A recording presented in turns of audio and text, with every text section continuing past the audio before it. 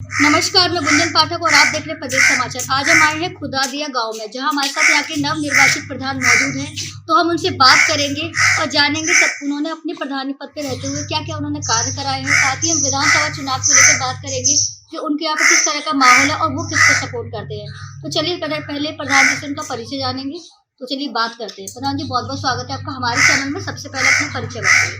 पहले तो धन्यवाद देना चाहूँगा आपके लिए कि आप मेरे गांव में आए। और मेरा नाम प्रमोद कुमार मीणा है। मैं यहाँ से दूसरे काम से प्रधान बना हूँ, दूसरी बार प्रधान बना हूँ। और मैं भाजपा में प्रदेश कार्यकारिणी सदस्य भी हूँ। अपने समाज का जिलाध्यक्ष भी हूँ राष्ट्रीय मीणा महासभा का। तो कितना टाइम हो गया आपको बीजेपी में?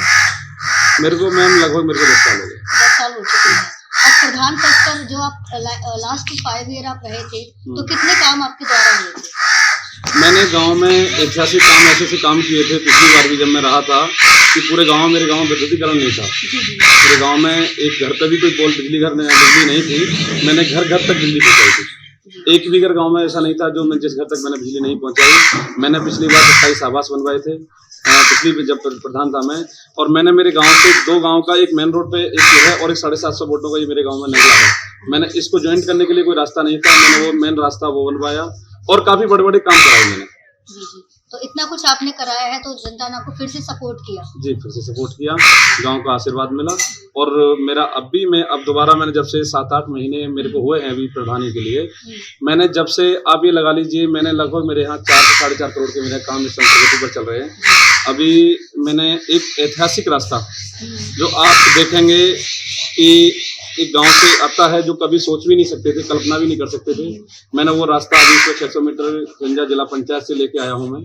और एक अभी माननीय मुख्यमंत्री जी के द्वारा, आदरणीय विधायक जी के द्वारा मैंने एक काम 1 करोड़ 50 लाख रुपए जो आप मेन रोड से आप आए होंगे, बहुत ज्यादा मेरे गांव की स्थिति खराब थी, उसको 1 करोड़ 50 लाख से मैं लेके आया हूँ। वो टेंडर वेंडर सब काम हो गया, चुनाव के बाद वो हो जाएगा। और विधायक निधि के भी कई काम कराए हैं। अपनी निधि से मैंने पंचायत घर बनवाया है यहाँ पर अभी। और मैंने कई गलियों में मेरे काम चल रहे हैं जो अभी कार्य प्रगति पर है। और स्कूलों में कितना काम हो चुका है? स्कूल में मेरे यहाँ अभी काम मैंने एक प्रस्ताव अभी लिखवाया है जो स्कूल में मेरा इंटरलॉक वगैरह का, मैं उसको स्कूल में भी इंटरलॉक वगैरह कराऊंगा। और अभी स्कूल में अब हो सकता है पैसा आ जाएगा तो अगला काम स्कूल का ही नंबर है। अच्छा, मतलब कायाकल्प का भी काम नहीं है? कायाकल्प का काम अभी वहाँ पे पेंट वैसे गेट वगैरह उसका सब कुछ ठीक है, हमारे यहाँ सब कुछ काम करा चुके हैं। पानी की व्यवस्था, शौचालय की व्यवस्था, सारी व्यवस्था बिल्कुल ठीक चल रही है और ठीक है इस समय। और हमने थोड़ा बहुत काम भी कराया है, लेकिन अब उसमें मेन काम है कि इंटरलॉक वगैरह और जो उसका कायाकल्प है और थोड़ा सा अब कराएंगे। सर, जैसे मनरेगा का कार्य है तो आपके द्वारा वो कितना हो चुका है? मैडम, मैंने सबसे पहले प्रधानी की शुरुआत मैंने मनरेगा से की थी। और मनरेगा का काम मेरे यहाँ लगभग मैंने एक रास्ता जो ऐतिहासिक कभी मतलब वहाँ मेंढ थी खाली, कभी निकला नहीं जाता था। मैंने उस रास्ते को सबसे पहले मैंने केपी कांता स्कूल से लेकर के खोया नाले तक मैंने उसको ज्वाइन कराया। दूसरा काम मैंने अभी एक मेन हमारे आबादी से आबादी तक का रास्ता है जो वो भी नक्शा में था, लेकिन कभी मैं निकला भी नहीं जाता था, वहाँ बहुत बुरी स्थिति थी। उसको मैं मनरेगा से 2 सड़कों को मैं बनवा चुका हूँ। और आगामी अभी जो काम है वो प्रगति पे है, मैंने उनको प्रस्ताव में लिखवा दिया है। अब आगे उन कामों को भी कराऊंगा। कैंडिडेट कितने हैं जो मनरेगा में मजदूर है, वो कितने के द्वारा लगभग मेरे यहाँ 300 मजदूर का 300 कार्ड हैं, जिसमें से एक्टिव हैं मेरे यहाँ लगभग 100 से 120 लगभग मजदूर एक्टिव हैं जो काम कर रहे हैं प्रेजेंट में काम कर रहे हैं। प्रधान जी, से गाँव में समस्या देखी जा रही है राशन को लेकर, तो राशन मतलब कम मिल रहा है या फिर कुछ, तो आपके यहाँ पे कुछ समस्या है? मैडम, मैं जब से प्रधान बना हूँ मैंने सबसे पहले अपने गांव में राशन डीलर को मैंने फोन किया, मैंने उनके पास गया, मैंने जाकर के कहा अब से पहले कुछ भी हुआ हो, लेकिन मेरे यहाँ अब जितना राशन ऊपर सरकार द्वारा निर्धारित है पूरा राशन मेरे यहाँ मिल रहा है। किसी की पूरे गांव में कोई शिकायत नहीं है। आप गांव में घूम करके देख सकते हैं, एक बंदे की भी मेरे यहाँ कोई शिकायत नहीं है, क्योंकि मैं इन चीज़ों पर खुद निगरानी रखता हूँ, मैं खुद जा करके देखता हूँ। आंगनबाड़ी का कार्य है, उनको भी राशन आता है आंगनबाड़ी का पास ही, तो वो पूरा प्रॉपर मिल रहा है? हाँ, आंगनबाड़ी के उसमें पूरा प्रॉपर जितना ऊपर से आ रहा है हमारे यहाँ, जैसे मान लीजिए अभी उसमें आंगनबाड़ी का कई चीज़ ऐसी हैं कि अभी 53 है जिन लोगों को हमें देना चाहिए राशन, लेकिन सरकार द्वारा 35 का आ रहा है, वो 35 के लोगों को पूरा मिल रहा है। एक्चुअली क्या है ना कि अभी हमने एक जगह देखा था कि जहाँ 100 कार्ड है आंगनबाड़ी के पास 50 का आ रहा है। हाँ, ऊपर से जैसे मैं बता रहा हूँ, हमारे यहाँ 53 कार्ड हैं, 53 लोगों का नाम है उसमें लिस्ट में, लेकिन 35 का। प्रधान जी, जैसे विधानसभा चुनाव है, जो 10 तारीख का चुनाव है वो आपके जिले में ही है, तो क्या कुछ कहना चाहेंगे और क्या लग रहा है कि इस बार कौन सी पार्टी?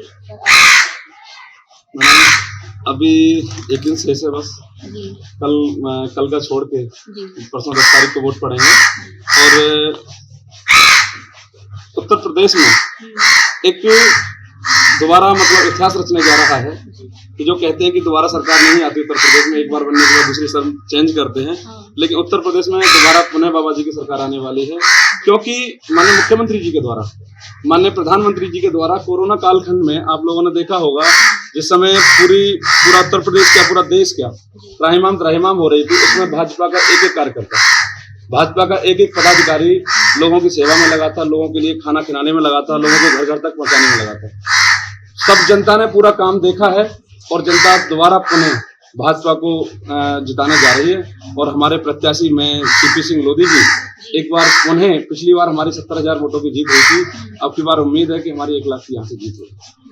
सर प्रधान जी, जैसे कि जनता ने आपको इतना सपोर्ट किया है, सेकंड टाइम आपको प्रधान बनाया, तो आप हमारे चैनल के माध्यम से अपनी जनता को कुछ कहना चाहेंगे? मैं बस इतना ही कहना चाहूँगा कि पहले तो सबसे पहले आपको दोबारा मैं धन्यवाद देता हूँ, आप लोग आए और मैं गांव के लिए समर्पित हूँ। गांव का विकास आप लोग, गांव वालों ने मुझे पूरा आशीर्वाद दिया, मेरी जनता ने आशीर्वाद दिया। मैंने वहाँ गांव में जनता से वादा किया है कि अपने गांव में एक भी सड़क ऐसी कच्ची नहीं छोड़ूंगा, एक भी गली कच्ची नहीं छोड़ूंगा। पहले 2 या 3 साल के अंदर अंदर पूरे गांव को मैं कवर कर लूंगा। अभी मेरे प्राथमिकता के कई काम ऐसे हैं जो बड़े बड़े काम हैं, जैसे अभी हमारे यहाँ पैसा प्रस्ताव आ गया है, 1,50,00,000 रुपये मैंने इसके लिए स्वीकृत करा दिया एक रास्ते के लिए। ये शायद आचार संहिता के बाद में इस पर काम शुरू हो जाएगा। एक गांव में हमारे शमशान की बहुत बड़ी समस्या है, गांव में शमशान नहीं है, और मैं अगले साल तक मैं शमशान के लिए भी मैं कहीं ना कहीं एसडीएम साहब से मिलकर, डीएम साहब से मिलकर, शासन प्रशासन से मिलकर शमशान की दिक्कत को भी मैं दूर करा दूंगा।